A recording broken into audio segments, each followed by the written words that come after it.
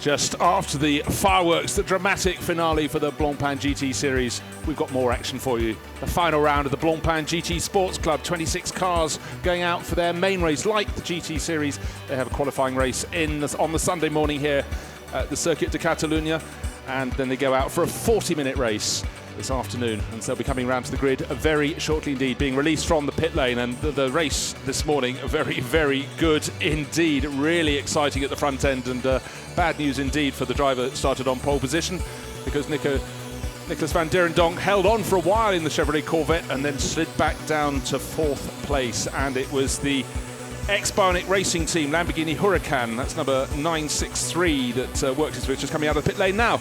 That worked its way through to the victory for Cedric Lima, ahead of Michel Bronicheski in his Kessel Racing Ferrari, and Mario Cordoni, who finished 3rd in his AF Corsa Ferrari.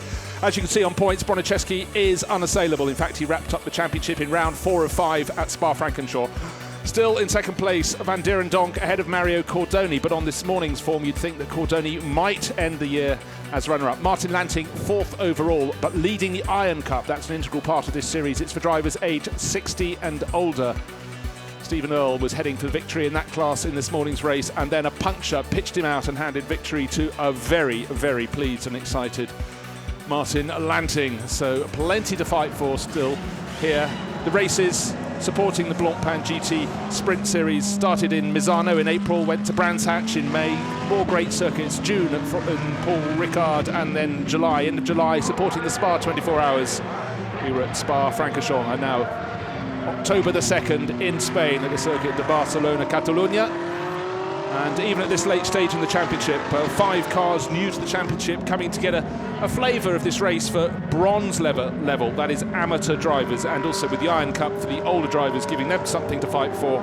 Plenty to be going on with. Number 111 is Stephen Earle, who had that puncture. He was running 8th overall, leading the Iron Cup quite easily by about 4 positions, not a lot of seconds, but 4 positions on the circuit, and then that puncture pitched him out. He did finish the race, had to come in on tattered tires. Let's see what the medical doctor from the States can do. So many years racing in Europe, but this Iron Cup has given him a reinvigoration, something to gun for as the pro drivers take all the honours in the GT Series. The GT Sports Club slots in underneath, and people do try this first and move up. 114 points. This is the Iron Cup rankings. 114 ahead of 98 for Stephen Earle, and that really, really swapped things around. So Earle has a lot to do against Lanting this afternoon. You feel Lanting is on the verge of the title. Jan Brunstedt ended up on the podium in the Iron Cup, in 2nd place in the Iron Cup in this morning's race, but he is some distance behind in 3rd place.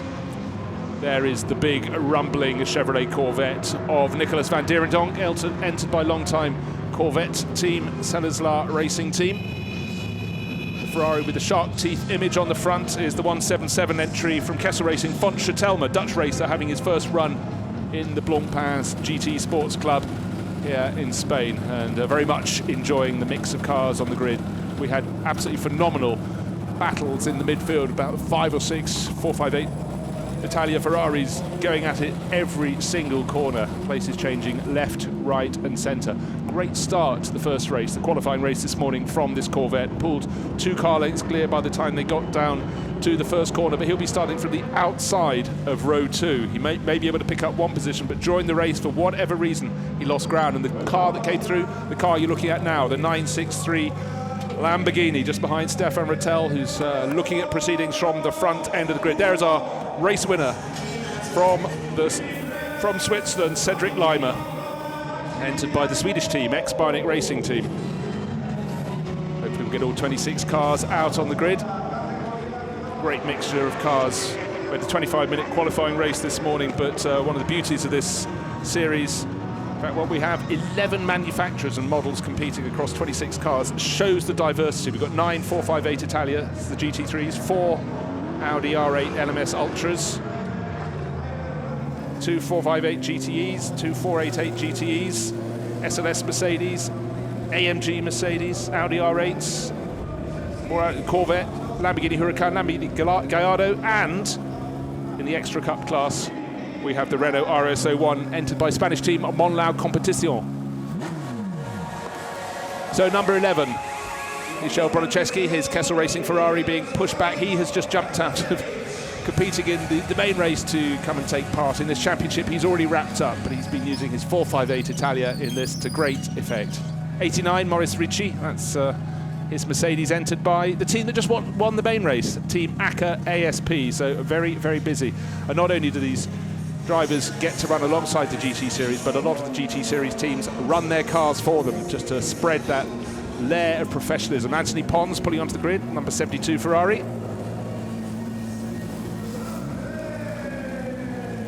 And Pons will be starting down in about 10th position. In fact, precisely in 10th position, alongside Alexis de Benedetti in the blue, black and yellow Ferrari you can see in the background of your screen on the pit wall side.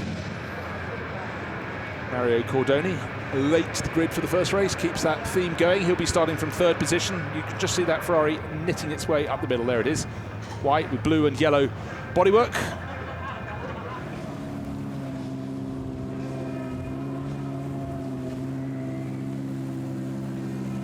So Cordoni pulls his Ferrari for AF Corsa onto the inside of row 2.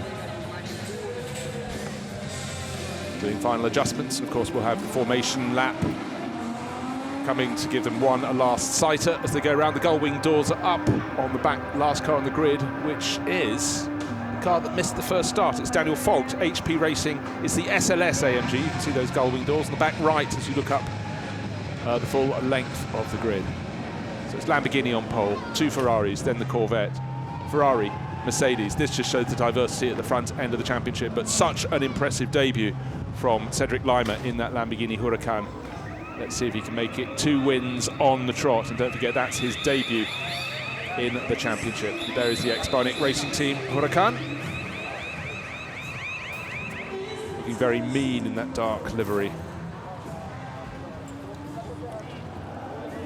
Now gradually people being encouraged to leave the grid to keep things clear for the drivers as they focus on what lies ahead. 40 minutes of racing here in Barcelona. It was close first time around, but it was the story of the race was that Van Dierendonck started from pole, took the lead, was in front for several laps, but then gradually was picked off, and in the space of half a lap, on about lap 4, he started losing ground, losing position. He ended up down in 4th place, but we know that white and blue Corvette very, very quick off the grid. So let's see what can happen on the run down to turn 1. He's starting it immediately behind the 11 Kessel Racing Ferrari. Michel Bronicheski, so strong, not just in this championship, which he claimed at the 4th of the 5 rounds. Such has been his dominance, but also, of course, in the Blancpain GT Series, the main show on the road. Here's Mario Cordoni. He started the season with a victory in the opening round at Misano. Victories in round 2 and round 4 went to Bronicheski, and the intervening round went to NACA ASP Mercedes, driven by Daniele Perfetti, but he's not here this weekend, so he's sliding down the championship order.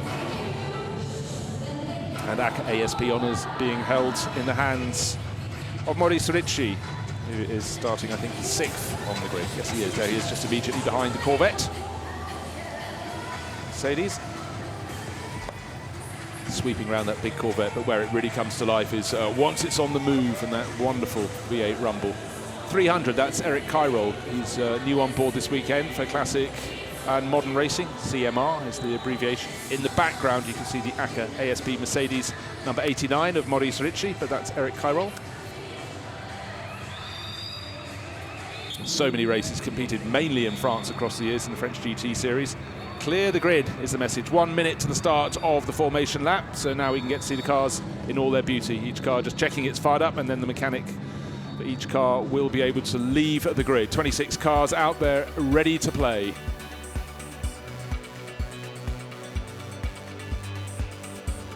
Klaus-Dieter Freres, who failed to finish the first race, is starting on the back row alongside that number 18 Daniel Fogt Mercedes that didn't get to start race 1, so a bit of a mystery for him going past the green and black striped Coach Mackenzie Lamborghini. Then you had the 2 blue Audis on the right hand side from the the Santalok junior team. There's Daniel Fogt, who failed to start the first race. Klaus-Dieter Freres, his new 488 GT Ferrari, sitting at the back. That pulled off early on. 15 seconds until the green flag will be waved will be underway for the last race of their season. This is the second season of the Blancpain GT Sports Club. The fields have doubled in size, and as you can see, 26 cars. That is a healthy grid here at Barcelona. As will they all get underway without any problems? Will they be released onto formation lap? The first half of the grid have all got away. That's very pleasing to see. Of course, they will now go through their own idiosyncrasies. Waiting is that Jan Brunstedt, who can't get his Audi away, and now he has bottled up the cars behind, but they look as though they're all going to be released. Yep, they're all moving.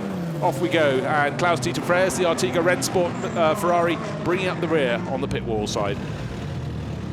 And for the driver who started on the outside of the front row for the first race in that Lamborghini, he's starting from the inside of the front row, from pole position this time around. 40 minutes of racing will be commenced very soon indeed, but Cedric Lima in the position that he really wants to start from. So it's 963 starting ahead of 11, 49.63. Watch out for that. Will anyone else challenge from behind? Will Eric Kyrol in the 300 Ferrari get up to the front, or Maurice Ritchie in the 89 Mercedes from Team ACA ASP? But right now, it's the ex-Barnet Racing Team Lamborghini that is leading the field around. 26 cars out to bring their seasons to a conclusion as far as this championship is concerned. The GT Sports Club by Blancpain. Here's the grid. Cedric Lima on pole ahead of Michel Bronicheski, the champion. It's 458 Italia Ferrari. Then Mario Cordoni third in his Ferrari, and Nicolas van Dierendonck in the Corvette, starting from the outside of row 2. Eric Kyrol, the veteran French racer, his Ferrari, alongside Maurice Ritchie in the Mercedes. Then Patrick van Glabacker in his new 488,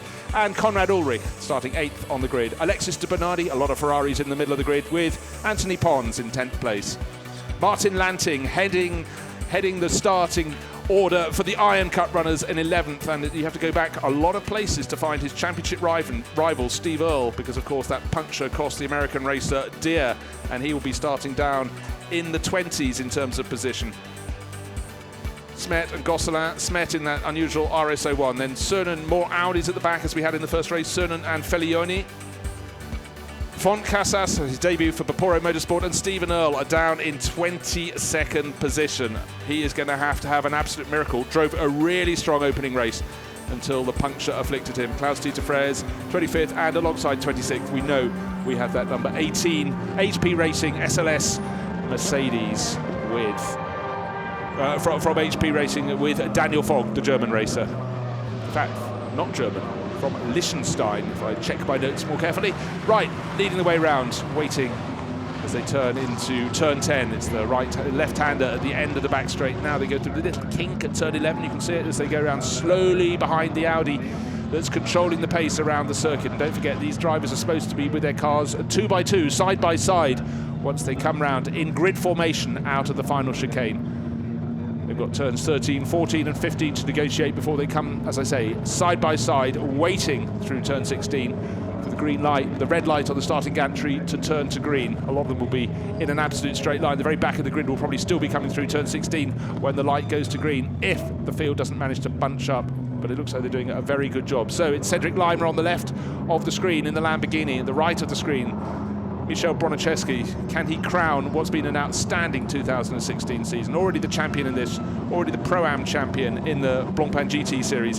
Can he add win number 3? The Audi peels off. They can't go up to racing pace yet. They have to get the whole field through that chicane. Turns 14 and 15. Onto the start, finish straight they come. Still the power has to be resisted. First half of the grid, onto the start, finish straight, looking for the lights on the gantry. They're red, they're red. How long will they stay red? Getting up, waiting for them to go green. Maurice Ritchie making a very positive start, but the Corvette from 4th to 3rd. Will the Ferrari go round the outside of the Lamborghini? Kessel Racing Ferrari on the outside. Looks though the nose is just in front. Bronicheski, will he take the lead into the first corner, or will the Corvette go down the inside? What a start! I said it was quick off the line. Into the lead, but back into second goes Van Dierendonck, but Lima has done what he needed to do. He's kept the Kessel Racing behind, entry of Bronicheski behind, and everybody else seems to have got through turns 1, 2 and 3, and already Daniel Fox has picked various people off. Van Dierendonck runs wide in the Corvette, and this is allowed a move by Bronicheski. Will they touch as they go down to turn 4?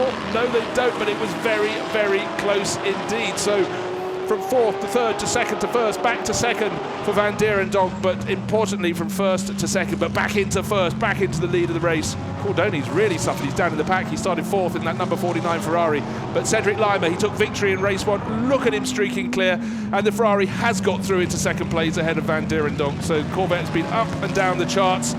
On the form of the first race, he might be dropping back, and now it looks as Maurice Ritchie fancies a chance to take a crack at him in that ACA ASP Mercedes that started from 6th on the grid. Down the slope they come from turn 9. It's the Lamborghini with Cedric Lima, then it's Bronicheski, and then a positive move, which the Ferraris is that. It's number 51, and that was going very well in the first race, going well in the second. That's Christoph Ulrich. He was in the heart of the battle early on and was struggling to overtake. Mario Cordoni now is his next immediate target. So Cordoni lost ground at the start. At Ulrich, that was Anthony Pons he was squeezing past in the 72 Ferrari. Down through turn 13, through 14 and 15 already, the race leader, Cedric Lima, then Bronicheski, then Van Dierendonck, then Ritchie. Cordoni is in 6th. Eric Kyrol is just in front of him, I think, in 5th place. We'll check that one out. 65, that's Alexis de Bernardi, but leading the race by 1.7 seconds is Cedric Lima, and a big hit for Jean-Michel Barr on the start-finish straight right beneath my commentary box. I didn't see the lead up to that, but I'm afraid with his car sitting there in the front right-hand corner from the driver's point of view, very battered. I wouldn't be surprised if we see a safety car. The good news is that Jean-Michel Barr out of the Audi, unassisted. Marshall has now got there to see if he can help him, but that was a big hit, literally right on the start-finish line. So leading the race, still no sign of a full course yellow, but there from the battered Audi, it hasn't been the day. A spin in race one cost him lots of positions, but you can see the damage to the front of that car has cost him a whole lot more. So Jean-Michel Barr in the wall, in the wars, I'm afraid, in his Audi. And he was the fastest of the Audi drivers in the first race, was in about 13th position when he crossed the start-finish line, but already clearly having an incident. And always in these circumstances, a lot of debris needs to be cleared off the circuit. No sign the safety car is coming out yet. Now the boards are being held up, and there is the safety car. There's no surprise at all, because everyone with a contact there. In fact, now if I look to the right, I can see the scuff markings on the pit wall ahead of the start-finish line, and the car's come to a stop just after the start-finish line, missing its rear wing. We've seen the marshals clearing that away. So everybody else, it's calmed back down, and there is the battered Audi R8 LMS Ultra. But for the driver of that, Jean-Michel Barr, who's being attended to already by the medical crew, that was a big thumping hit. But he got out unaided, which is very, very good news indeed. So entered by Team WRT, the W Racing team, Belgian racer. It hasn't been his weekend, but it was good to see him getting out without aid. But that is a big front right-hand corner impact on the car. So here is a replay. We've just been looking at Alexis de Bernardi. The Audi should be behind the... Oh, in fact, it's a mistake of his own making. He ran wide out of turn 16, and by the time the dust and the smoke has cleared, the impact has been with the wall on the right-hand side of the circuit. That's why we couldn't see it, but that was a big hit, and simply just dipping a wheel into the gravel on the outside there from the high shot. That's a very scary moment for Jean-Michel Barr. It's good that nobody else was involved, because a big shunt like that always nasty to have, but Jean-Michel Barr being taken off to the medical centre just for a check-up. He's already in the course vehicle.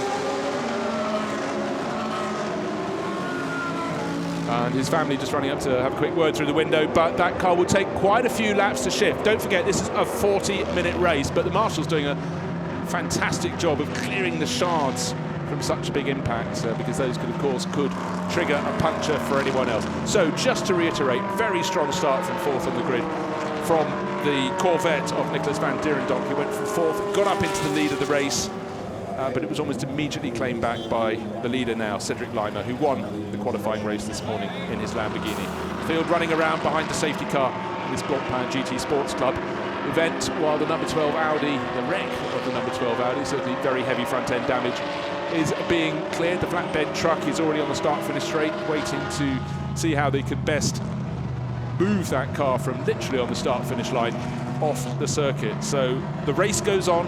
The clock keeps ticking. You can see it's ticking down. It's a 40-minute race. We have less than 35 minutes remaining, and it will run in this order with, let me just run you down the order. Cedric Lima leading in the 963 Lamborghini, the number 11 Ferrari from Kessel Racing, Michel Bronicheski.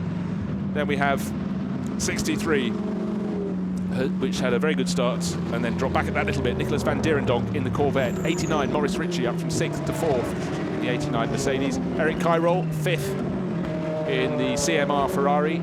6th place, Mario Cordoni, he started 4th. He'll be disappointed to have dropped 2 positions. Then Conrad Ulrich, he was picking up places in the number 51 Ferrari, ahead of Anthony Ponce in yet another Ferrari. Then von Schatelmer up to 9th place. 10th place, Patrick van Glabiker in Ferrari 488. Of course, that has bunched the field up considerably, and already Cedric Leimer had been making good his escape. You did feel that having got back ahead of Van Dierendonck's Corvette, that Michał Broniczewski would be able to drop the American racer and move towards the front. But of course, all the gaps have been compressed running behind the safety car. And I can assure you, while the winch is being put into position above the battered number 12 Audi on the start-finish line, an army of marshals are out doing a great job on the grid. They're now sweeping every vestige of debris off the circuit. They'll have to move slightly to one side because the whole field of cars will be coming around in a short time. In fact, they're coming in through the pit lane now, so that they don't pick up. That's very good race control operation, so they don't run the risk of getting any debris in their tyres and possibly picking up a slow puncture, as the Audi number 12 is already being winched off the ground. There it is, going onto the flatbed, and as you can see, front right-hand damage from the driver's point of view. Very heavy indeed. But don't forget, these cars are actually made to be, they're built in a way that not everything is not, the bodywork isn't associated with everything, because of course what lies behind is a lot of space framing at the front end of the car, so it's not as bad as it would be if you did that much damage to your road car. So for Jean-Michel Baer, he raced well this morning and ended up out in the gravel, lost many positions, had to fight his way back, and was already picking up positions very quickly on that opening lap, but sadly just got a little too wide coming out of turn 16, hooked a wheel into the gravel, and that caused the car to flick around to the right, across to the wall. You can see scuffing in the background where he gave it a big cloud just after the tyre wall. He went just past the end of the tyre wall, clouted the wall, and came to a smoky halt, front end battered, and there you can see the spars onto which it's hung. And look in the background, right behind Alexis de Bernardi's Ferrari, just went a little wide. We've seen cars going wide, seen some kicking up the dirt, but he was deeper into the gravel on the outside of the circuit, just misses the tyre wall. You can see the tyre wall running down the pit wall, hits the concrete part. The car, in fact, stops very quickly after that, but as you can see, debris skidding across the circuit, and that's why that had to be cleared up. But the best news of all is that Jean-Michel Baer was out of the car under his own steam. Now cement dust is being put down to remove the impact of any oil that might have been spilled, any fluids on the circuits. Admittedly, that's on the side by the pit wall. You don't tend to have the drivers competing on that side of the circuit under race conditions. They tend to be on the side over by the foot of the grandstand, the opposite side of the circuit. Now I think we're just awaiting final instruction for the flatbed truck to pull away. So it's Cedric Leimer leading the way around behind the safety car as the clock ticks down. 9 minutes of the race completed. But it was the end of the first lap of the race. The incident occurred literally at the end of the first lap of the race as the flatbed starts to move away, more fluids being cleared up from beneath the battered Audi. Safety car will be out for this lap, and I would suggest one more, but the flatbed truck just going off through a gap in the pit wall. So Cedric Leimer leading around behind the safety car. Number 11 Ferrari, Michał Broniczewski in behind him. And then Nicholas van Dierendonck in the rumbling Corvette, number 63 in third. Maurice Ritchie in the ASP Mercedes in fourth, that's number 89. Eric Kyrol's Ferrari, number 300 in fifth. 49 Ferrari of Mario Cordoni in sixth. Conrad Ulrich, his Ferrari, number 51 in seventh. Anthony Ponce, 72 Ferrari, it's a bit of a theme going on here, in eighth place. von Schatelmer in the Ferrari with the shark teeth, you've just seen it go past, and Patrick van Glabiker in one of the two new 488 Ferrari GTEs in this race in 10th place. Leading the way in the Iron Cup, Martin Lanting, 12th on the circuit.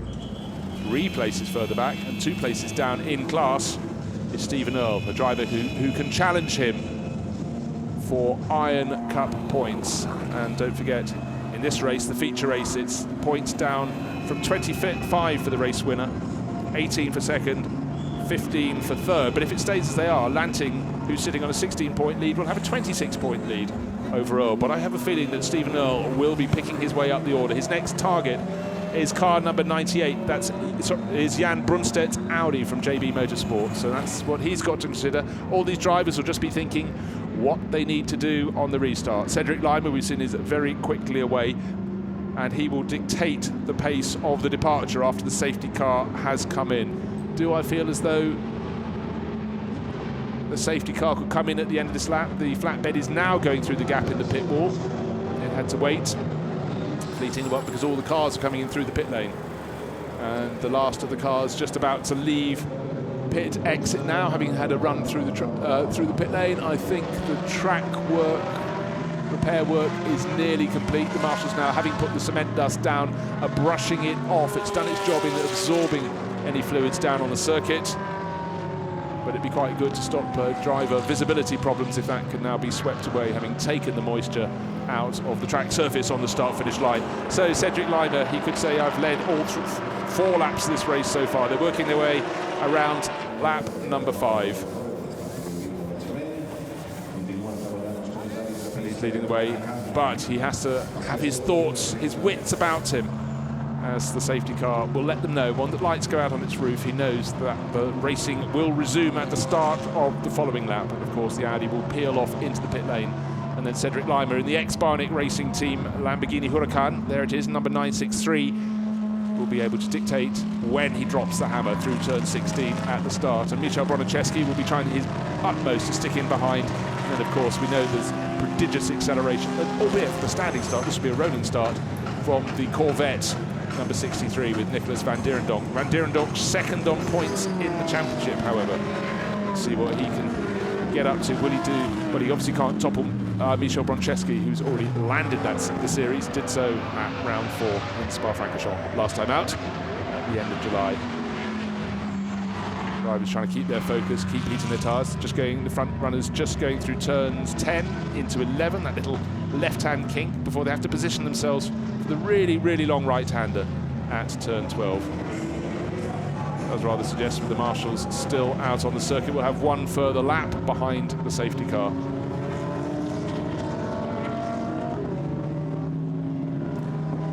Certainly the field picking its way through turns 14 and 15. The lights still on, the lights on top of that Audi safety car, so we'll have one further lap minimum behind the safety car, and they're diving through the pits yet again. And now the final marshals just working their way off the grid, but again, because of trying to avoid any possible debris from the impact, still marshals actually kicking bits out of the way. They're running through the pit lane one more time, so a sense of slight anti-climax, but climax at the moment, but fully understood. We don't want people on the start-finish straight picking up punctures from shards of debris from the number 12 Audi.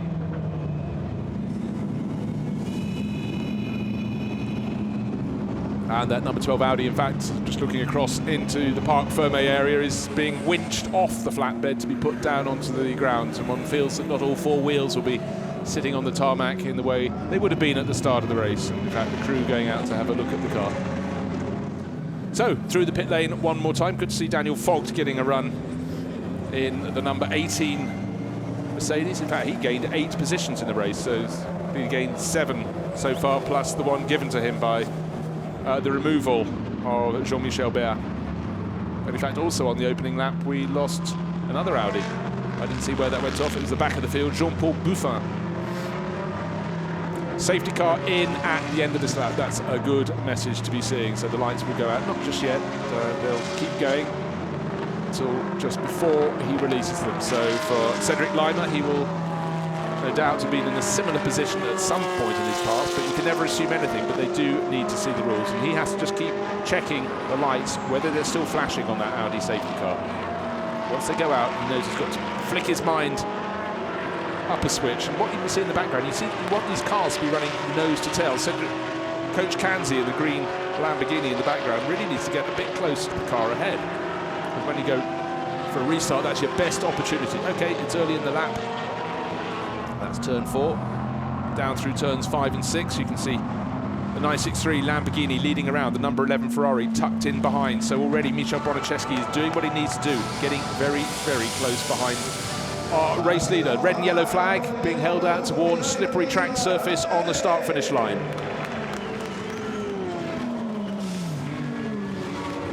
crowd being encouraged to by the news that racing will resume. The safety car will be in at the end of this lap.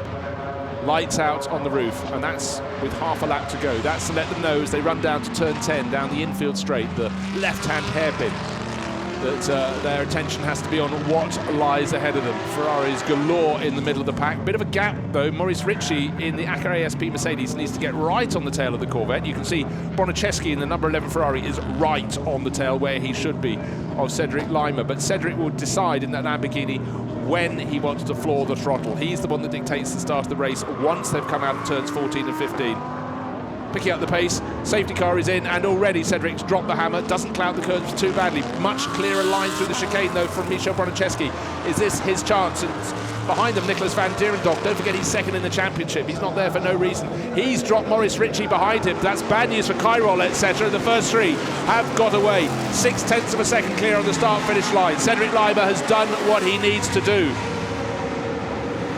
Down to turn one they go. Bronicheski not close enough to be able to make a move. Looks though Kyrol fancied to move up the inside of Maurice Ritchie. Didn't pay off. Patrick Van Glabiker having a look up the inside of Fonchatel, but getting very close. There was no contact, but it certainly was breathe in to make enough space for those two cars together. So the first three did exactly what they needed to do. Everyone behind running in very, very good order, but it's the Lamborghini still in front from the Ferrari, and then the Corvette. In the background, the white, blue and yellow number 49 Ferrari. That's Mario Cordoni fancying his chances of getting around the 300th Ferrari in front of him. That's Eric Kyrol with the white dash down the nose. Bit of a twitch there, bit of understeer turning into turn 5. Such a tricky corner. Is this a chance for Mario Cordoni to get closer? But turn 6 and 7, not the points in which you can overtake, but you can get a whole lot closer. It looks like the mistake from Eric Kyrol hasn't cost him any time at all, and because certainly Mario Cordoni has not got right onto his tail. Just a flash in the background was behind Alexis de Bernardi was Martin Lanting, 12th place overall, but leading the Iron Cup class from the driver right behind him, Jan Brunstedt in his Ferrari. Now down the inside comes Patrick Van Glabiker in 488. It doesn't work for him, unfortunately. Will that benefit those behind? Alexis de Bernardi runs a little wide, and then we've got Jamie Font Casas from Podium Motorsport. He's gained a couple of positions on this lap alone. Nicholas van Dierendonck, 3rd place in his Corvette, behind Michel Bronicheski's Ferrari, and still Cedric Lima. 1 lap ago, he planted the throttle to pull away when the safety car pulled off. His gap was 0.626 of a second last time. It's 0.993 of a second, then almost exactly a second back is Van Dierendonck in the Corvette in 3rd place. Maurice Ritchie can't live with their pace. He's another 2 seconds further back, with Eric Kyrol hunting him down in another 300 Ferrari. Mario Cordoni, a big twitch over a bump down into turn 1. And the driver who's doing almost all the overtaking is newcomer to the championship, 93, Podium Motorsport Ferrari, Jaime Font Casas. He knows this circuit well, and he's picking his way up the order. His starting position was artificial, though, because he ended up a lap down in the first race after a pit stop, and clearly in terms of speed he will be overtaking cars. He will find it increasingly difficult to make a move, though, but his next target is Patrick Van Glabiker. Nose to tail, and there is the move. Turn 5, and position 5 becomes position 4. Eric Kyrol gets past Maurice Ritchie's Mercedes. Now Mario Cordoni is going to start having a look at it, but that was a very, very positive move from the French veteran Eric Kyrol. This Ferrari number 300 up into 4th place. Turn 8, comes turn 9 over the top of the hill, then you go, there's turn 9, top of the hill, blind entry corner. Kyrol already dropping Ritchie, and Cordoni in 6th place Ferrari getting closer and closer. The first 3 equidistant apart. Lima in the Lamborghini. Well, dearie me, there is the move for 6th place, or we should say there is not the move for 6th place. It was a valiant attempt, but Maurice Ritchie has managed to keep his Mercedes in 5th place. Doesn't want to lose 2 places on 1 lap. Race leader just under a second clear at the start of the lap, and it looks like he might have eked out a little bit more time. Cedric Lima, in terms of his form from the first race, you'd expect him to be able to do that. Michel Bronicheski just doesn't seem to have the answers to the Lamborghini Huracan with his 458 Italia. It's gone out to more than a second. 1.865 seconds, and then the rumble, the huge roar. 1.4 seconds further back is the Corvette of Nicholas Van Dierendonck, but this time in 4th place. It's not Maurice Ritchie, it's Eric Kyrol, and let's see what he can do in clear air as Ritchie loses another place. Can the braking be completed down into turn 1? Only just by Mario Cordoni, and Maurice Ritchie had to allow him a bit of space, but that's 2 Ferraris in the space of just under a lap going past the Mercedes. The next Ferrari that fancies a go at that is number 51, Konrad Ulrich for AF, Christoph Ulrich for AF Corsa with his Ferrari, but certainly and another driver making progress, not the 17 Lamborghini, but the car behind, the number 18, Daniel Fogt, HP Racing Mercedes, the back of that grouping, but working his way forward. Martin Lanting, 48 ahead of 111. That is the battle for Iron Cup honours. They've just got past Jan Brunstedt, or Brunstedt has lost out to Stephen Earl. Earl is making the moves in 111. Lanting runs wide. Can the move be pulled off? No, it can't. There through turn 5, but maybe it can further round this lap. You certainly feel the speed is with Stephen Earl.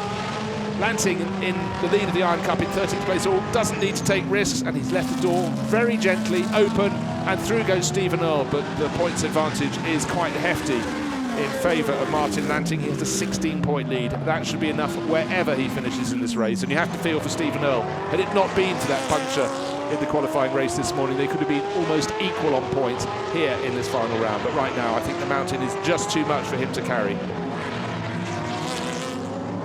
Cedric Lima nearly 2 seconds clear. Looks like this lap was a bit more equitable. The fastest lap in the race so far to our race leader in his Lamborghini from ex-Binix Racing team. There's the battle, 4th, 5th, 6th, 7th. Through the chicane, super tight. Jaime von Casas about to gain another place, or perhaps 2. Will he get up into the top 10? That number 93 Ferrari. Very promising performance from the Poro Motorsport crew. Gap between first and second, 2.381 seconds. Another 0.4 of a second gained. Here comes a passing manoeuvre down into turn 1. Jaime von Casas should be pulling that off, going past von Schotelma. There, up into 10th place he goes. And his next target will be the red and grey Ferrari in front of him, the 488 of Patrick Van Glavica. So the older Ferrari, the 458 Italia, giving chase, and you feel it's just a matter of time. Running wide out of turn 3 though, gets it back in front of von Schotelma, but goes to prove the shark nose pattern Ferrari, well, even with that big twitch down at the entrance of turn 4, is still in the mix in that battle. But in this battle, the battle of the lead of the race, we're past the halfway point with less than 17 minutes remaining in this 40-minute race. It's looking very comfortable indeed. I'm sure entire life will be good on that Lamborghini Huracan. In fact, on all of them, because of course they had so many laps behind the safety car. And that has meant that by the end of the race, they will have more life in their rubber than they would have done had they all been at racing speed. Michał Broniczewski, 2 wins out of the 4 races so far this year. This one doesn't look as though it's going to be one of them.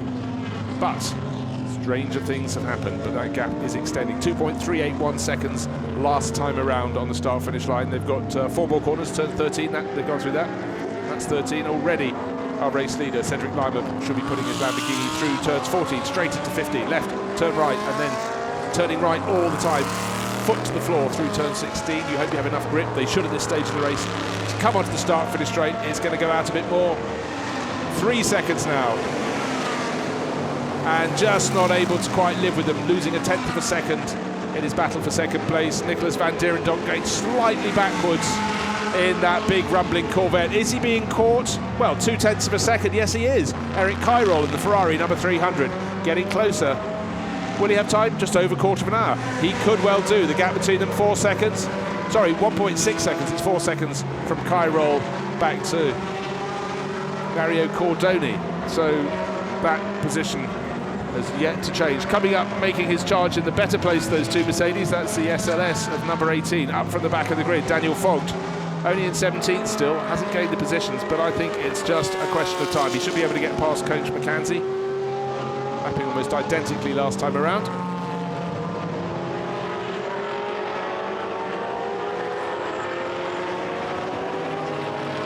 Certainly one of the most lurid colour schemes up and down the pit lane, but you can identify it very, very readily. So we commentators like cars such as Coach McKenzie's HP Racing or Lamborghini Gallardo, but at the moment you look at it and you look at the speed that the Cedric Lima has in the different Lamborghini, the newer Lamborghini, the Lamborghini Huracan, that's leading the race and has just set the fastest middle sector of anybody as he continues to edge clear of Michał Broniczewski. This is a great little battle. There's Jan Brunstedt right behind him. This is a battle, well, we're quite a way down, over 15th place. Now here's the more feisty one. This is the 488 Ferrari, Patrick Van Glavica in 9th place. And behind him, Jaime Foncasas, who's really worked his way up from the tail of the grid. You feel he's going to get up the inside in his 458 Ferrari. Didn't quite do it. Van Glabica closed the door on him as they went out of turn 12. And then sweeps through turn 13 unchallenged. 14 and 15 dispensed with through 16, and in fact, if anything, Patrick Van Glabica gained an advantage through the final corner of the circuit, and Foncasas not close enough to get a proper toe. He might just eat his way forward and get a half toe, but all the way back down the order. Two Mercedes together in the thick of the battle. That's 18 of Daniel Fogt, and then car number 39 from HCP Motorsport. I said a lot of these top teams from GT Series run cars. That's Willem Paulus de Pundert, Dutch racer, tucked in behind the newer of those two Mercedes. Down to turn 1 they go. Jan Brunstedt sitting in front of them, Martin Lanting in front of him, and Stephen Earle, leading the Iron Cup, is escaping up the road.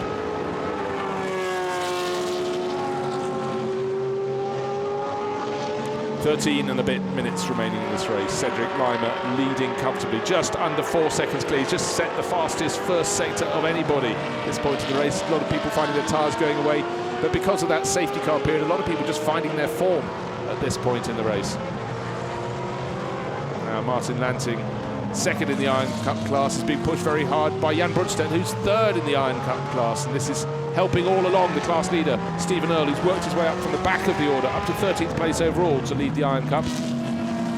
And has dropped this little duet by 3 and a bit seconds, and for Jan Brunstedt, he knows right behind he's got Coach McCancy, so the silver, green and yellow Audi is having to be positioned very carefully indeed, while still focusing on what lies ahead, and that is the Iron Cup.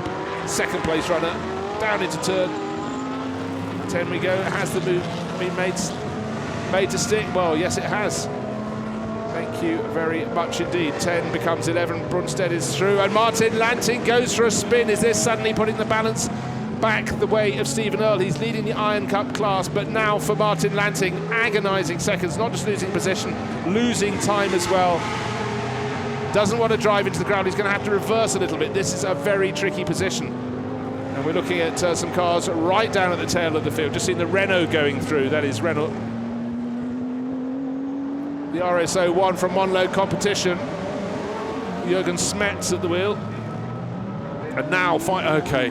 Martin Lanting, a dozen minutes to go in his 2016 season. He was sitting on a 16-point lead in the Iron Cup class. I'm just going to do a tiny little bit of maths. He was second in the class. That would be fine. Let's look at the moment. Down the inside goes the Audi of Jan Brunstedt. Back onto the circuit, tries to come Martin Lanting. He finds Coach McCancy in the way, and then that's quite hard to call.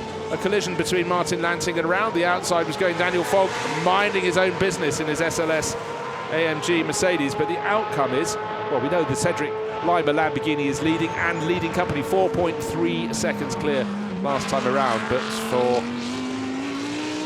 Martin Lanting, just trying to see where that puts him. It puts him 5th in the Iron Cup class, and that will give him, if he finishes in that position, 10 points. If Stephen Earle goes on to win, he will gain a 15-point advantage. How many points behind was he at the start of the race? 16, so Lanting is ahead as we run, providing he keeps going to pick up those points, and will be 1 point clear at the end of the season. Let's not get ahead of ourselves. Driver who's not getting ahead of himself, but he is ahead of everybody else. Cedric Lima, 963 Lamborghini from X-Bionic Racing Team, 4.2 seconds clear, identical lap time. In fact, he lost a 10th to the driver who's giving chase. Michel Bronicheski coming over the crest of the hill on the start-finish straight. Nicholas van Dierendonk not really being dropped. He's losing a 10th here or there. Holds down 3rd place. Then Eric Kyrol. Mario Cordoni, the white and blue Ferrari, being chased over the ridge there by the Mercedes of Maurice Ritchie. Christopher Ulrich in the background. Anthony Ponce, and then the blue-nosed Ferrari of Jaime Foncasas in 9th place. Patrick Van Glabica just dropping off a little bit behind him in 10th. There you can see Van Glabica in the back of the shot as Jaime Foncasas, 93, really takes the battle to Anthony Pons, and looks though it's just a matter of time as to when he can pick him off. But the further you go up the order, the harder it is to gain position. Not that it's stopping the Spaniard from trying. So could it be closer? Is Martin Lansing continuing, he hasn't come into the pit lane, so the good news is, as long as he can keep going and come home in 5th position in class, and there are only 5 runners in the Iron Cup class, he's just got to finish the race to win the title, the Iron Cup title for drivers aged 60 and over, and win it by a point. So for Stephen Earle, that puncture earlier today in the qualifying race has proved super expensive. He was leading the class, and the fact he went out to get a point just by finishing the race, the qualifying race, kept him in the battle, but very much at the outside run. So for Martin Lansing, in fact, the title is his as long as he finishes the race. So much like Enzo Ida in the Blancpain GT series, the Sprint Cup was pretty much his as long as he just came home 9th or above. He finished 3rd early this afternoon, and I think already starting the celebrations big time. Now Mario Cordoni has Maurice Ritchie getting closer and closer. This is the battle for 5th place overall. Maurice made a poor start and went from, he gained positions and then he lost them all over again. So unfortunate for him. Can he fight back having lost those positions? Gap between 1st and 2nd is now 5 seconds between Cedric Lima and Michel Bronicheski. Also Patrick Van Glabiker.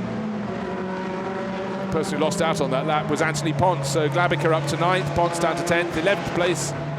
Stephen Earle just going through your shot there. Sorry, 13th place, but leading the Iron Cup and quite easily from that car there. That's Jan Brunstedt, 2nd in the Iron Cup class. And diving down the inside goes Coach McCanty. Can he brake? Well, he can, but not enough. So what he gained, he gave back, and also Daniel Fogg said thank you very much and put the Mercedes number 18 through ahead of the 17 Lamborghini. 7.5 minutes remaining, final race of the season. So Jan Brunstedt came under attack, managed to resist the dive from Coach McCanty. And car number 39, we've had not too many chances to look at that. That's William Paulus de Pundit. His Mercedes run by HTP Motorsport, just at the back of that quartet. Cordoni now coming under increasing pressure from Maurice Ritchie. The white and blue and yellow Ferrari, will it stay ahead of the big Merc, black, white and red Merc from ACA ASP? And likewise Christopher Ulrich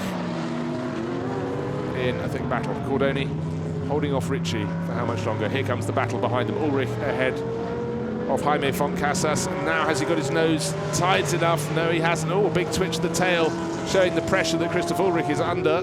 Manages to hold on in the 51 Ferrari, however. Running very, very deep into turn 14, struggling to get out of the corner was our 7th place runner, Christopher Ulrich, but he does manage to stay ahead of Jaime Foncasas. Casas might be quicker down the start finish straight. He had a better exit from turn 15. The head-on shot still shows Ulrich ahead in number 51. Let's look and see if there's a late diving manoeuvre. No, there isn't in front of us. There's Patrick Van Glabiker holding down 9th. Anthony Ponce has gradually fallen back. He couldn't make a fight-back move down into turn 1. There's Van Glabiker in 488, 72, Anthony Ponce in 10th place.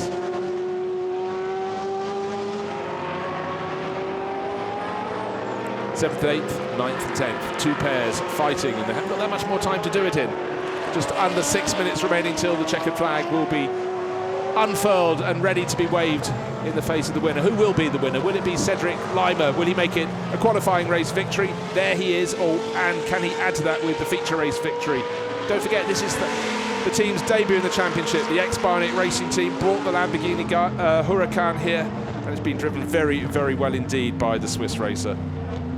Round turn 12 he goes under no particular pressure. 5.7 seconds clear at the start of the lap he was, and it doesn't seem as though the speed is there from Michel Bronicheski to do anything about him in the number 11 Kessel Racing Ferrari. There is Bronicheski diving down the hill into turn 14 and immediately into 15, staying like all drivers off the curbs as much as he could, but it doesn't seem as though the thing he can do is catch and even, don't forget, pass our race leader Cedric Lima. 5.7 seconds, 5.8 seconds it goes out, and gap between 2nd and 3rd almost equal. Another 10th gained by Bronicheski, or more to the point, a 10th lost by Nicholas van Dierendonck in the white and blue Corvette. Then Cordoni and Ritchie, that's the battle you're looking at now. The white, blue, yellow Ferrari, number 49, ahead of the 89 ACA ASP Mercedes over the ridge on the start-finish straight. And the next car through has gained a position. It's Jaime Fontcasas is now ahead of the 51 Ferrari. I thought that was going to happen. Christoph Ulrich. Then comes Patrick Van Glabica and Anthony Potts. That's the top 10. Alexis de Bernardi, there he is with a blue band on the nose of his black and yellow Ferrari, comes by in 11th place. He has just gained a position over von Schatelmer, so he's put the Ferrari with the shark mouth design on its nose down into 12th place overall. But nobody seems to have any answers to the 963 Lamborghini Huracan. Under 4 minutes to go in this race, and there a visual, the gap back to the Kessel Racing Ferrari of this season's, the second ever Blancpain GT Sports Club Series, the champion in that, Michel Bronicheski, but he won't be taking a victory today. That is the gap between turn 9 and turn 10, and also between our race leader and Bronicheski in second place. Behind the white and blue Corvette, no answers at all to what's up ahead, not being dropped badly, but he is just under 3 seconds behind in third place. Kessel Racing still in second with Bronicheski. There through turn 11, through the kink, and now turning to the right constantly is Nicholas van Dierendonck in the 63 Corvette. He must know with just 3 minutes or so on the clock, nothing he can do. It will be a podium position. He's already ceded the championship. The championship was won by the driver in second place, won by Bronicheski at Spa-Francorchamps. Bronicheski started this race in second place and will end the championship in second place. Because although the maximum score for victory will go to Cedric Lima, he wasn't in the championship till this weekend. So victory in race 1 and victory in race 2 will give him 8 points and 25, so 33 points to his championship haul, but he was starting from the basis of 0 this morning. And a spinner is which of the Mercedes? It's car number 39, so that's Willem Paulus de Pundert. His new AMG Mercedes entered by HCP Motorsport. Now he gets in that difficult position where he doesn't want to go any further forward. He hasn't got enough lock to get away from the barriers there. He might want to reverse up the grassy slope. Easier said than done. So he was running just outside the top 10 and will fall down the order while he recovers. So he just got it slightly wrong going out of turn 12. Marshall's running around to see what they can do to rescue him from that position, but that's quite a tricky one. They might need to give him a little bit of a push backwards. Well, I think it might require 2 gentlemen to do that. So the clock ticks away and he could lose a full lap here. Now they want him to go forward, but he's going to run out of lock. So it might be a bit keystone, and here comes a move from Maurice Ritchie. He's been getting closer and closer to Mario Cordoni, and 5th place has gone back to the Mercedes racer. So the hunter kept on hunting, and the hunted is now the hunter. Now the order's changed. That was close for a while, but the move didn't look that likely. Certainly Mario Cordoni, the winner of the opening race at Misano, looked in control of that situation.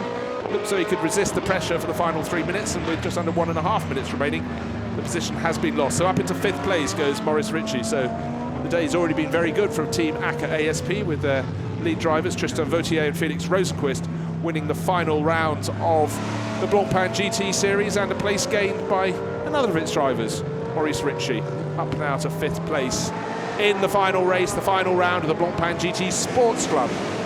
And in fact, now having got ahead of Cordoni's Ferrari, he does seem to be able to pull clear at ease, and Cordoni may yet have a challenge, another challenge from behind, this time from Jaime Fontcasas. There you can see the blue and red Ferrari in the background. Oh, it's race over, it's season over. How ignominious there for Willem Paulus de Pundert. So upsetting to get in a situation. There is no crash. You simply had a spin, but you don't have enough lock to get the car back onto the circuit. Might have stalled it, didn't want to reverse onto the track. And so out of the race. And yes, Maurice Ritchie easily able to pull clear of Mario Cordoni. However, our race leader going on to his well, he's not onto his final lap, he is on his final lap.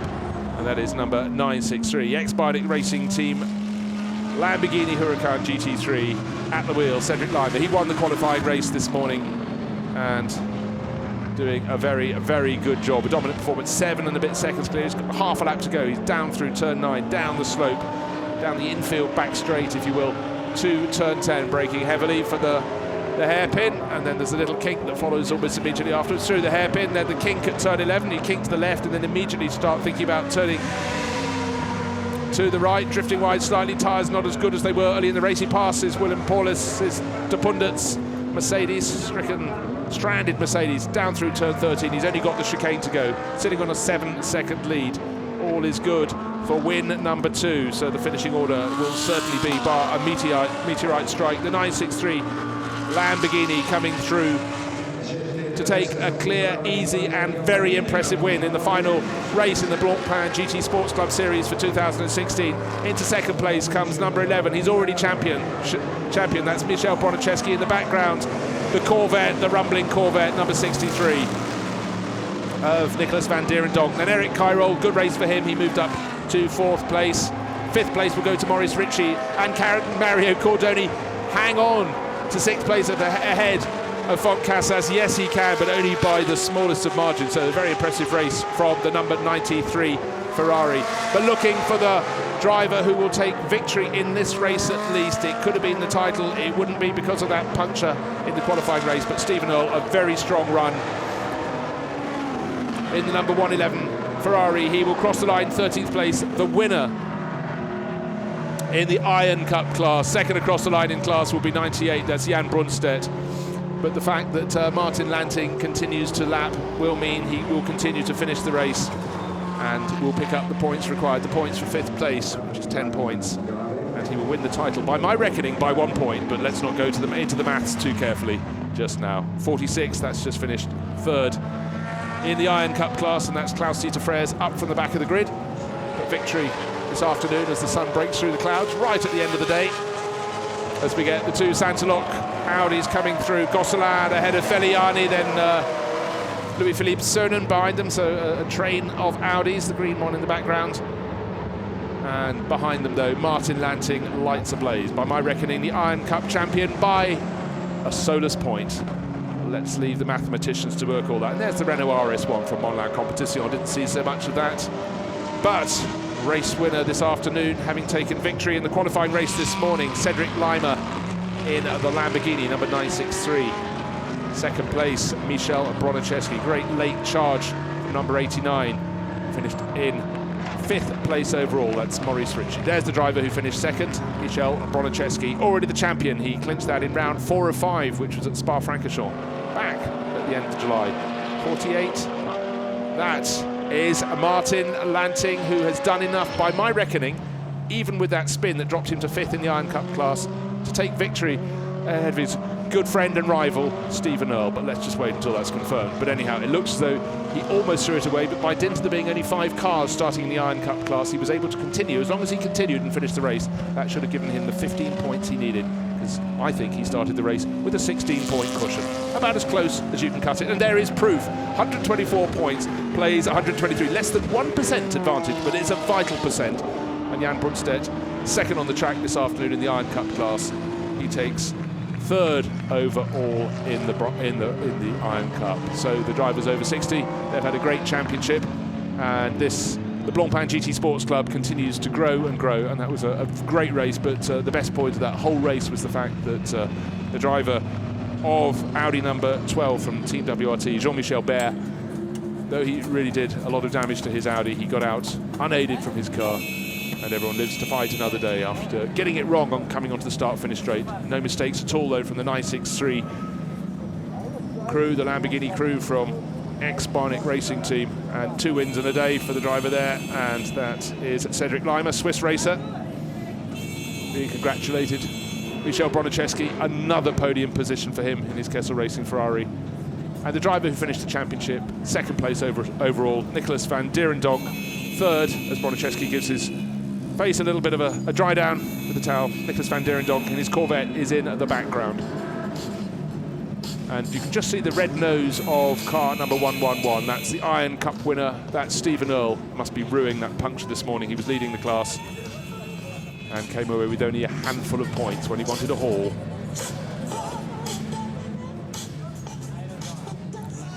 So 2 seasons done, the Blancpain GT Sports Club. For bronze level, that's brackets, amateur drivers. And we have had our French-speaking winner. We've heard from him before. Let's hear from him again. Cedric Lima with Dakota. Bravo, c'est le 10e gain pour toi aujourd'hui. C'est bien, première course en Blancpain Sport Series, 2 victoires, je ne peux pas espérer mieux. Le début a été assez difficile dans les essais qualifs libres, mais la voiture va bien, je suis content. On verra si on revient l'année prochaine. Vous étiez très vite en la course, hein? Ouais, la voiture elle est vraiment bien, le circuit j'aime bien, tout allait bien, c'était parfait. Félicitations, vas-y, cherchez votre deuxième trophée. So well done for Dakota there in a great French interview, and the answer is the fact he's loved his whole event, but he did find it difficult when he first hit the track. Cedric Lima couldn't get the Lamborghini how he liked it, but every time he went out it got better and better, and 2 wins, well, that answers the story. There's Jan Brunstedt in the back. He ends the season 3rd in the Iron Cup, and he was 2nd in the race in the Iron Cup this afternoon. That's for the drivers aged 16 over. He's had a good weekend here at Barcelona. Not as good, however, as it has been for Cedric Lima. 2 wins in 2 starts today on his debut in the series for the ex-Barnick Racing team with that great-looking Lamborghini Huracan. Now, let's find out from our champion, 2nd on the day with Dakota, Michał Broniszewski. Congratulations on being a champion. Thank you very much. Thank you. It's a big pleasure. Yeah, I was trying to finalize winning this championship, to be on a podium in the first place. But no, this Lamborghini was too fast for me today. Well, I know you pushed it and gave it all your best, so thank you very much and congratulations. Thank you very much. So Michał Broniszewski, what a season he's been having. He's the Pro-Am champion in the Blancpain GT series. He's the champion outright in the GT Sports Club, but he knows he's got a new challenger in the form of that ex-Barnick Racing team Lamborghini, and Cedric Lima, so impressive with those 2 wins today. 46.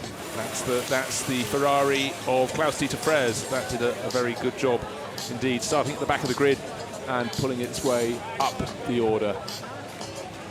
In fact, to the point that he finished 3rd in the Iron Cup. So we know the people heading for the podium, but for the driver who finished 1st in the Iron Cup class, Stephen Earle, a question of what might have been had he not had that puncture in the qualifying race this morning. We talk of Stephen Earle, and Dakota has caught up with him. He at least took Iron Cup victory this afternoon. Let's hear from Stephen Earle. Congratulations. Thank you. You missed out on the championship by 1 point and you gutted. Yeah, well, yes and no. It was a great fun this year. You know, you can have the best car, the best driver, the best team, but you still have to be lucky. This morning I went from 1st to 4th, and that was the championship. Just want to pour the puncture, but so I'll be back next year. Do it again. Let's go see you race next I still had fun, so congratulations. Thank you. So that's very much the spirit from Stephen Earle. He's been coming across to Europe for his racing for so many years. He's not going to stop now, and to get within 1 point, he would have liked to take the trophy, but he's enjoyed the racing so much, which is the spirit we really, really want to promote with the Blancpain GT Sports Club. So, drivers in the background raising their fists in delight. It's been a very, very good season. I'm sure we'll see many more cars on the grid next year. This has been a real success across its first 2 seasons. So the afternoon belonged to Cedric Lima and the Lamborghini crew. And the man who took the Iron Cup trophy overall by 1 point, Martin Lanting. Iron Cup winner, congratulations. Thank you very much. Very happy to be able to win it for the 2nd time in a row. Championship was different from last year. Was more competition, and also if you go through all the races, then sometimes you're lucky, sometimes you're unlucky. In this last race I was unlucky, but still being able to get it safe for the championship. I'm a very happy man. Well done. Thank you very much. Well, we saw enormous smiles from Martin Lanting when he took victory in the first race this morning, but including that spin, he got away with it and just got the extra points he needed. So there are the race results. 6.2 seconds clear at the end. The ex-Barnick Cedric Lima-driven Lamborghini ahead of overall champion Michał Broniszewski. Nicholas van Dierendonk put up a good show but couldn't quite pull it off in the Corvette. He finished 3rd. Eric Cairol worked his way forward, so does Maurice Ricci. Mario Cordoni in the thick of the battle. Jaime Fontcasas in 7th place in his Ferrari, one of the stars of the show, working his way up the order. Kessel Racing Ferrari in 13th place, number 111, Victor in the Iron Cup class ahead of Jan Brunstedt. And you go back to 17th place for the third driver, Klaus-Dieter Freres. He took the third podium position in the Iron Cup class. Jean-Michel Baer down listed in 24th position, had that big hit on the start-finish straight and didn't start the race in the end, Jean-Paul Bouffin. So that is the end of the second series of the Blancpain GT Sports Club. Sky is blue, a few clouds over the circuit here at the Circuit de Catalunya. And there, Michel Bronicheski, 105 points for him, ahead of Nicolas van Dierendonck. Third place was enough to keep him second overall. Mario Cordoni lost ground and ends up third on 51 points. Up on the podium, the happy faces.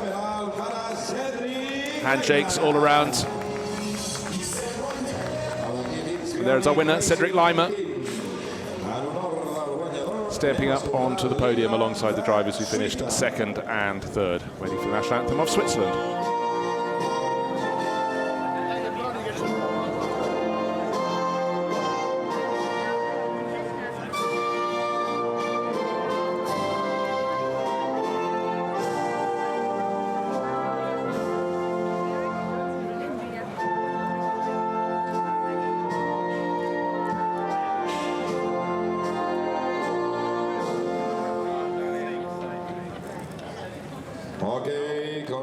So, Cedric Lima, a new face in the championship and a very successful face indeed. What a performance from him. Nicolas van Dierendonck, second overall through the course of the season, so he can be happy with that. Dominant champion in second place this afternoon. Michel Bronicheski, will this be the last we see of him in this championship? We'll find out next year. Don't think it'll be the last that we see of this driver. Cedric Lima performed incredibly well here in Barcelona, and he's now starting to enjoy life. He's in fact enjoyed life all day today. Facing down in the paddock below, Michel Bronicheski on the left, Cedric Lima in the middle, and Nicolas van Dierendonck. He was about to pick up his bottle of water to spray, but far better, he's got some foam and some very quick moving people moving off the podium. And the sweet smell of success. Who's going to be first with the bottles? And it's Michel Bronicheski, but then he's had a fair bit of practice for that. Up goes the volume, on goes the music, and out goes the spray.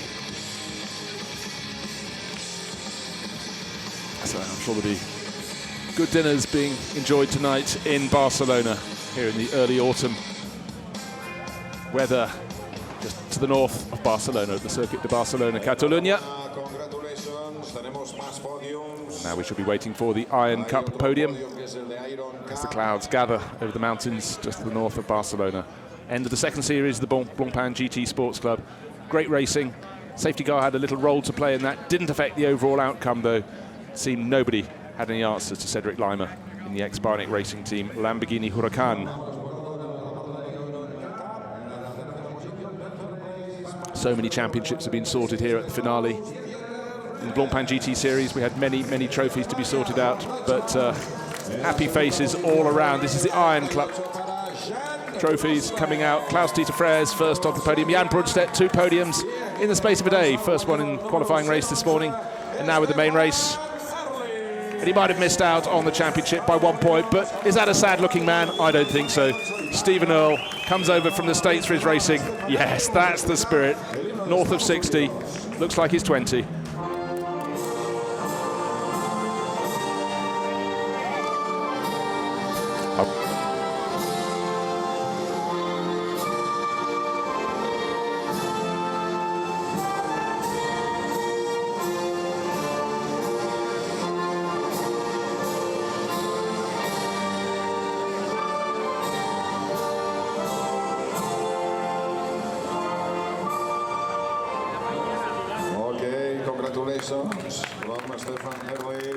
So, the national anthem of the United States of America played.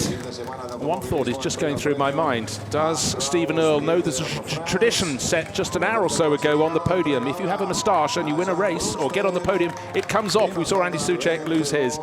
Will Stephen Earle lose his moustache, or will his team be kind to him? But there he is, victor in the final round in the Iron Cup.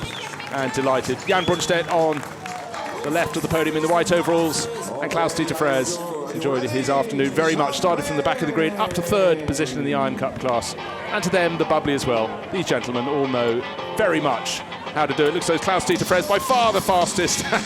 For Stephen Earle, that is a real faceful. So for 2016, the Blancpain GT Sports Club, as if he wasn't wet enough already, Stephen Earle gives himself a soaking. Happy faces, as they should be. Great racing here in Barcelona. And Stephen Earle, well, I think that smile might come off his face just in time for Christmas.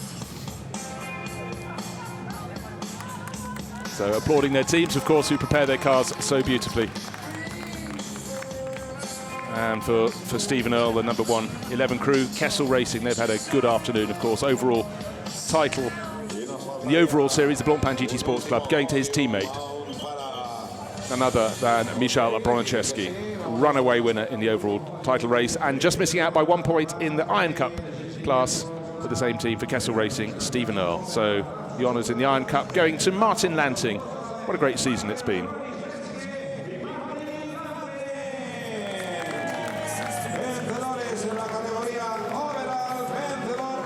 Now repeat podiums, but these are for the overall champions. So Michał Broniczewski up on the top step. Martin Lanting, the two champions, up on the top step. On the left, Martin Lanting, victor in the Iron Cup class. And on the right, Michał Broniczewski, outright champion for 2016.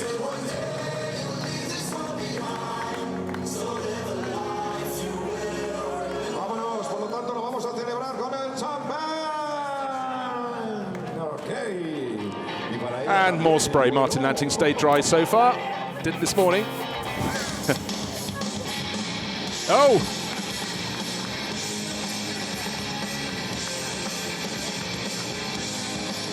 And of course, all of these teams need championship organisers and SRO right at the helm of all of this. And your reward for a season of helping all the teams and drivers is have both eyes filled with champagne. Can be quite painful, but it's quite fun, really. Martin Lanting, ever the gentleman, now will offer to help.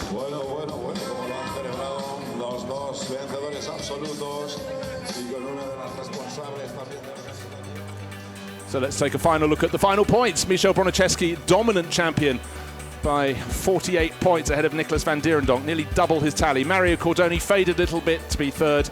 Cedric Lima, though, from nowhere, moved into equal fourth place with Daniel Perfetti, another of the race winners this year. Patrick van Glabeke, equal with points to them, but on positions gained back in fifth place. Martin Lanting, sixth overall, but he is the victor in the Iron Cup class. If he hadn't had that spin, he'd have been fourth overall as well as Iron Cup champion. But points all the way down, a great spread of nationalities, great spread of cars for the Blancpain GT Sports Club.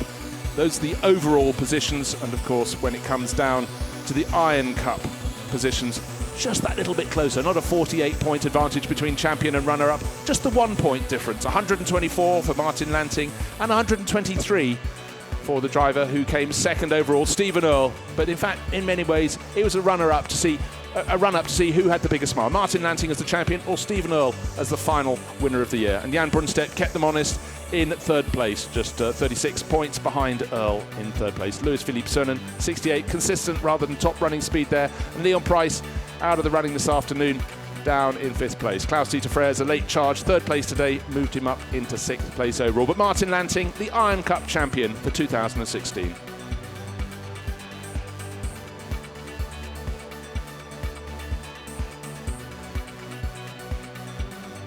Already cars starting to go out for the final event of the day, which is the Spanish Formula 4, but we look forward to showing you the highlights.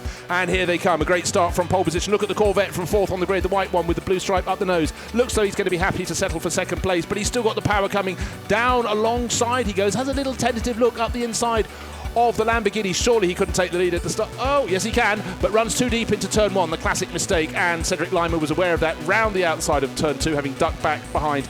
And then Michał Broniczewski getting very close to the Corvette in the chase to get after Cedric Lima. Wants to depose Van Dierendonck. Very, very close behind. Ferraris all over the place in the midfield. Audi's chasing up at the back. And then, unfortunately for Jean-Michel Baer, dropped a wheel onto the dirt on the outside of turn 16. His Audi spat across into the wall on the inside of the circuit. That triggered a safety car period during the clean-up. And it was cleaned up as quickly as they possibly could. The cars were brought behind the safety car through the pit lane to avoid all the debris on the start-finish straight. The best news of all, Jean-Michel got out of his Audi, his broken Audi, unaided, was taken to the medical centre. And once the racing got underway, it was Cedric Lima pulling ever further clear in his Lamborghini. Up into second place went Broniczewski. Back to third went Van van Dierendonck. In the Iron Cup class, it was Martin Lanting leading the way from Jan Brunstedt. You can see the red Ferrari ahead of the white and green Audi. Then the Audi managed to pull its way through. Stephen Earle had already gone past both of them, and then here is the moment coming up of a clash with Daniel Vogt's Mercedes. Had the Iron Cup champion in waiting, having to do some waiting. Now 93 was working its way up the order. That's Anthony Ponce being passed by Jaime Font Casas. Coach McCanty fancies a look up the inside of Brunstedt into turn 1, gets it wrong, has to rejoin the circuit, and Daniel Vogt goes past in his Mercedes. Then Mario Cordoni being chased very hard indeed in his Ferrari, and then a slow spin from Willem Paulus to Pundert, but he couldn't get his Mercedes away from the barriers and wasn't able to rejoin the race. Then Maurice Ritchie fancied to move up the inside of Mario Cordoni's Ferrari, pulled that off very nicely indeed, leading from the front through the course, the safety car period, and then after that, unchallenged, he got to 7 seconds clear. It came down to 6 and a little bit on the start-finish line. There's the checkered flag, and the outright champion, Michel Bronicheski, second place today, was fine, already champion. That's the conclusion of the 2016 Blancpain GT Sports Club.